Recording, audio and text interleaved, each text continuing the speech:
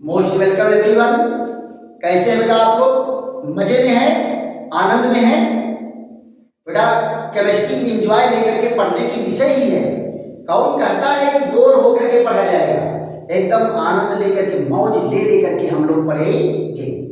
देखो बेटा, बेहतरीन टॉपिक आपके सामने दिख रहा है। टॉपिक क्या है? PCl5 की आणविक रचना।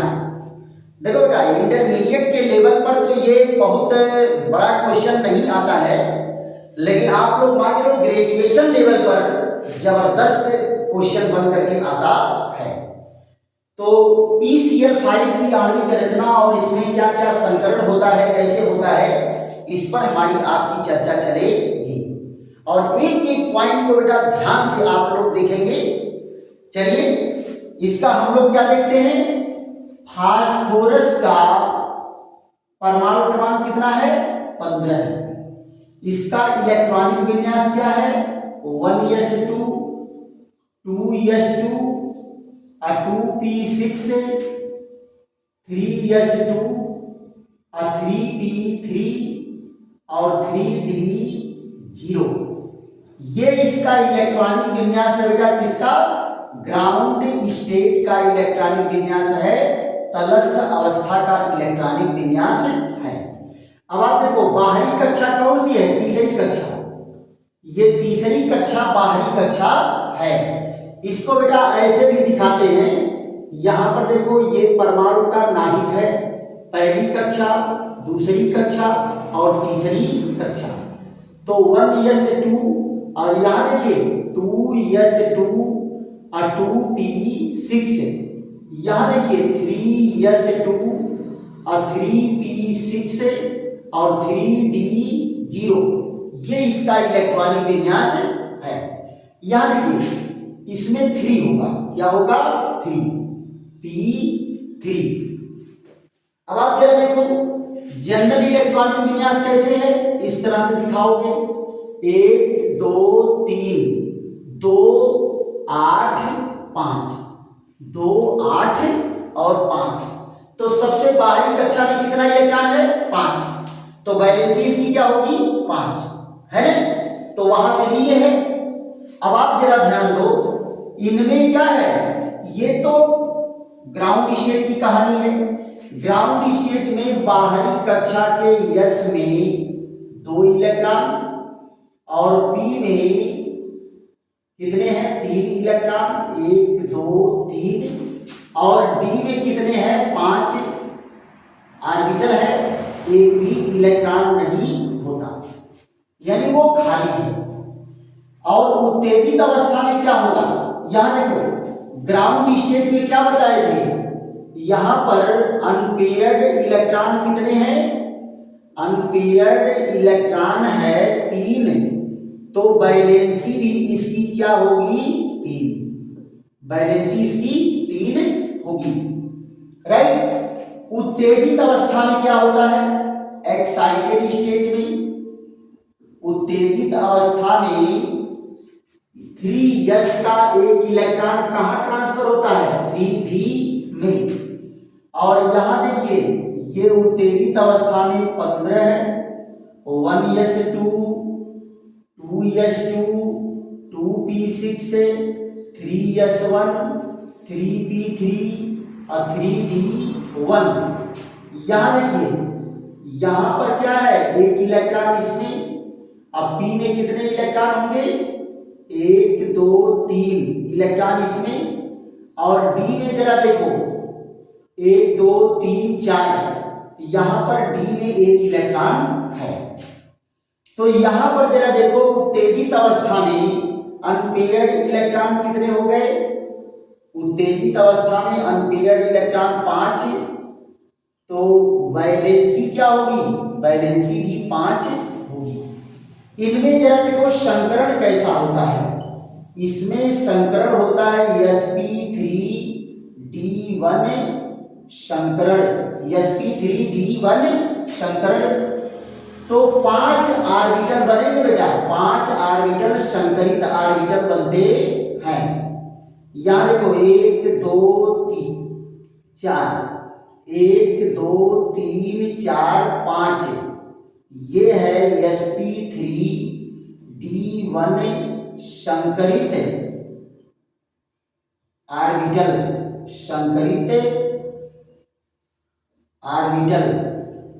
यहां पर जरा देखो, ये क्या होंगे, प्रत्येक ऑर्बिटल sp3d1 संकरित है। अब देखो sp3d1 संकरित है तो इनमें हिस्सेदारी क्या होगी, 20% यस का नेचर होगा, 20% यस का नेचर, 60% क्या है, पी का नेचर, और 20% डी का नेचर होगा प्रत्येक ऑर्बिटल में, प्रत्येक ऑर्बिटल में ये नेचर होगा। अब आप जरा देखो, ये सारे ऑर्बिटल एडजस्ट कैसे होते हैं, इनको एडजस्ट होने के लिए आप देखो, तीन ऑर्बिटल क्या होगा, 120 अंश पर एडजस्ट होकर के प्लेनर रचना बनाता है। कैसे रचना बनाता है, प्लेनर रचना। ये देखिए कैसा बना, ट्राइगोनल प्लेनर, ट्राइगोनल प्लेनर रचना बनाया, सब में एक एक अनपेयर्ड इलेक्ट्रॉन है। ये कैसे बनाएगा, इस तरह से देखो, इस तरह से ये ट्राइगोनल प्लेनर रचना बनाता है, प्लेनर रचना। और एक जो संकरित ऑर्बिटल ऐसे ऊपर लंबवत होगा और दूसरा वाला नीचे ऐसे लंबवत होगा, एक ऊपर से एक नीचे से। इधर से लगने वाला रिपल्सन फोर्स बराबर, ऊपर से जितना फोर्स नीचे लगेगा नीचे वाला उतने फोर्स ऊपर लगाएगा, और इसी पर ये क्या होगा, फिक्स हो जाएगा। तो यहां पर जरा देखो इनका स्ट्रक्चर कैसा है, एक ऑर्बिटल ऊपर परपेंडिकुलर ऊपर है और एक ऑर्बिटल परपेंडिकुलर नीचे है।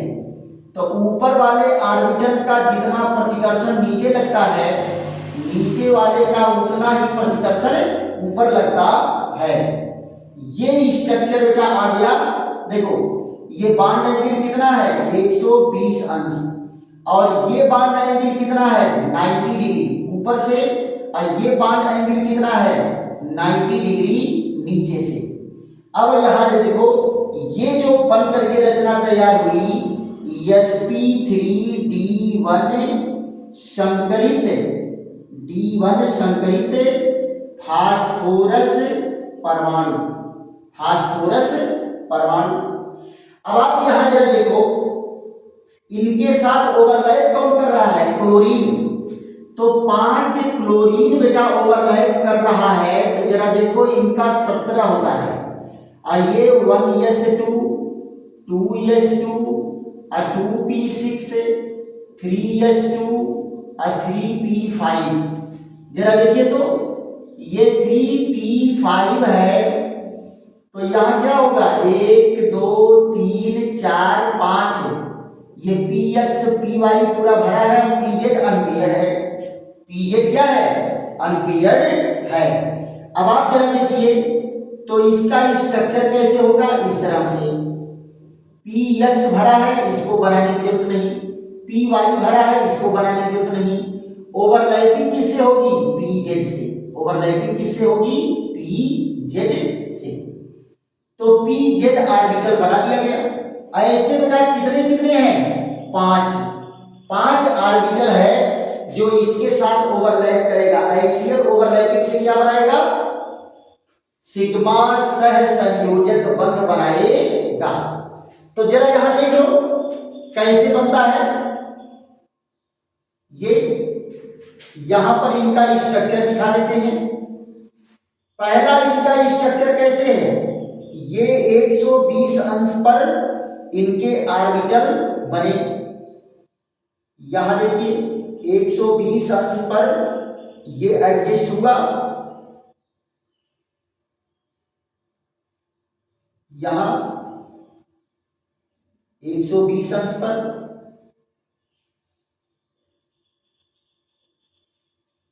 यहां देखिए 1 2 3 4 5, ये देखिए इनके साथ ओवरलैप कौन कर रहा है बेटा?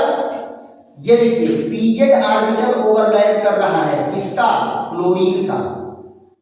क्लोरीन का पीजेड ओवरलैप कर रहा है, इस तरह से आकर के ओवरलैप करेगा। यहां देखो, ये देखो इधर से आ रहा है पीजेड, पीजेड किधर से आ रहा है? इधर से आ रहा है। ये देखो पीजेड इधर से आ रहा है। ये सारे के सारे एक्सियल ओवरलैपिंग करके क्या बना रहे हैं? ये सिग्मा सह संयोजक बंध द्वारा जुड़ेंगे।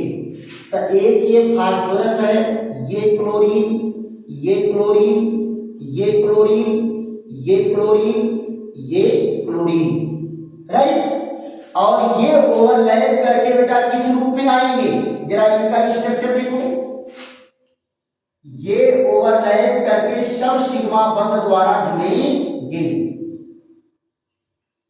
1 2, ये 3 ऑर्बिटल 120 अंश पर और ये 2 ऑर्बिटल 90 डिग्री पर परपेंडिकुलर है। यहां देखिए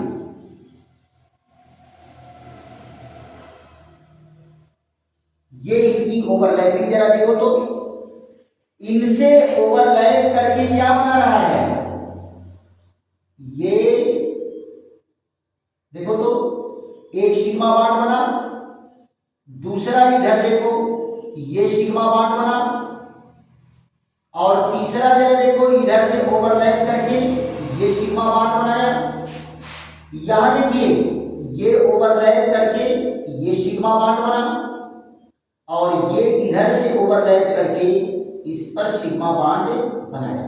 sigma bond, sigma bond, sigma bond, sigma bond, sigma bond, ये बना। तो इस तरह से ओवरलैपिंग हुई कि नहीं हुई? एकदम एक्सियल ओवरलैपिंग। और आपको बताया गया है कि एक्सियल ओवरलैपिंग से क्या होता है?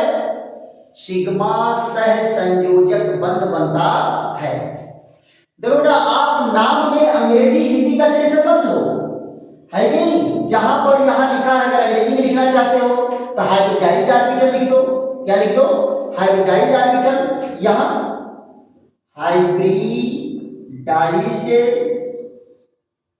ऑर्बिटल क्या हो गया? अंग्रेजी में हो गया। ये संकरण है, इसको आप हाइब्रिडाइजेशन लिख दो। क्या लिख दो? हाइब्रिडाइजेशन। बस, क्या अंग्रेजी हिंदी में प्रॉब्लम है? और इंटरमीडिएट में भी बेटा मैक्सिमम अंग्रेजी में ज्यादा नाम लिखे जाते हैं, इसलिए टेंशन आप नहीं। अब आप जरा देखो यहां से इसका स्ट्रक्चर कैसे बनेगा? वही आप लोगों को पिछले वीडियो में बताया था। ये फास्फोरस, ये देखो ये है, और एक परपेंडिकुलर ऐसे ऊपर नीचे रहेगा। तो यहां पर देखो क्लोरीन, और ये क्लोरीन, ये क्लोरीन, ये क्लोरीन, ये क्लोरीन। तो क्लोरीन कितने लगे? 5। यहां जरा देखो ये 3 लोन पेयर इलेक्ट्रॉन सभी क्लोरीन पर रहता है। 3 जोड़ा लोन पेयर रहेगा। अब आप जरा देखो, इसको हमको डॉट डॉट मिलाना है तो कैसे होगा? ये देखिए ये मिला दिए, और जितने ब्लैक से है सब सिग्मा बॉन्ड है। यहां जरा देखो ये PCl5 बन करके तैयार हो गया। अब PCl5 की आणविक रचना कैसी होती है? ट्राइगोनल